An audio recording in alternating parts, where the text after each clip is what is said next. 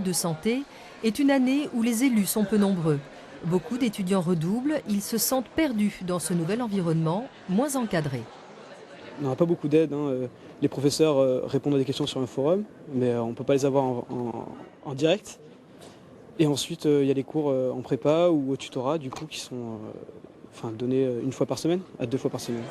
Un étudiant, aujourd'hui en 4e année de dentaire, a connu les mêmes déboires et a créé un blog l'année dernière dans lequel il donne des conseils, des astuces pour réussir cette année tant redoutée. Au vu des milliers de visites, il a décidé de sortir un livre qui est devenu une référence pour certains. Je l'ai emprunté parce qu'il était très intéressant et c'est ma Bible.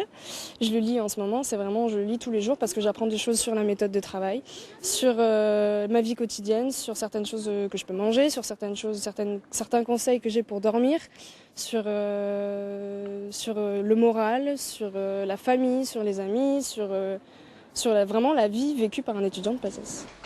Le cœur du livre reste néanmoins les études et les écueils à éviter. On a plusieurs unités d'enseignement en PACES. Et donc voilà, dans ce livre, on décortique chaque unité d'enseignement, à savoir que faire, que ne pas faire, quels sont les petits trucs et astuces qui font qu'on va plus réussir que l'autre. Voilà, donc c'est plein de petits conseils qui font que ce livre est unique. Pierre-Axel continue d'alimenter régulièrement son blog. Le plus de ce site sont les témoignages postés par d'autres étudiants qui ont passé cette année et qui livrent eux aussi leurs trucs. C'est vraiment un blog par les étudiants, pour les étudiants. Un autre conseil du livre est de s'aérer régulièrement l'esprit. Certains l'ont apparemment bien compris.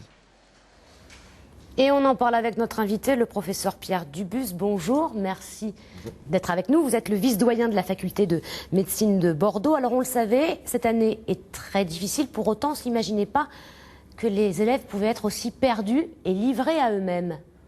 Alors, bien sûr, c'est un gros changement pour les étudiants bacheliers qui quittent des salles de classe à 30, 40 étudiants et qui se retrouvent dans une première année commune aux études de santé qui va regrouper cette année 3180 étudiants.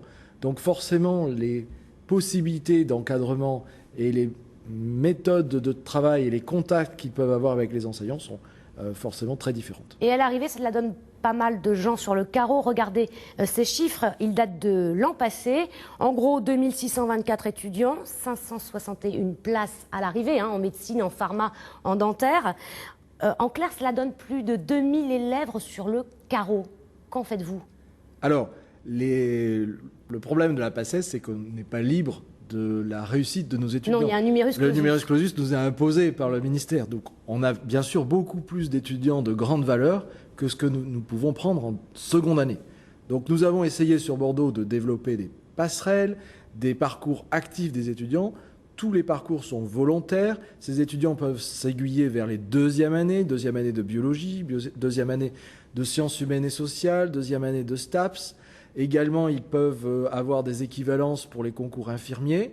Nous avons un suivi d'une cohorte d'étudiants de 2010 qui montre qu'après 3 ans, 66% de nos étudiants ont intégré une deuxième année ou une école spécifique. Mais c'est aussi pour cela, finalement, que vous allez mener une expérimentation sur Bordeaux et que vous allez la proposer au ministère. Oui, nous avons un projet effectivement d'expérimentation qui répond à un appel d'offres du ministère qui va permettre d'aménager le recrutement pour les étudiants de santé. Donc nous allons soumettre un projet vendredi prochain et nous espérons que ce projet sera Ça veut dire avalisé. davantage de sélection encore? Non, ça va être une modalité de sélection un petit peu différente. Nous proposons de limiter les redoublements en première année et par contre d'ouvrir une voie d'entrée en seconde année des études de santé par l'intermédiaire d'une voie d'entrée au niveau licence, ce qui permettra à plus d'étudiants d'atteindre le niveau licence et ensuite soit de rentrer dans les études de santé, soit de poursuivre par un master. Merci professeur, on aura l'occasion d'en reparler. Merci à vous.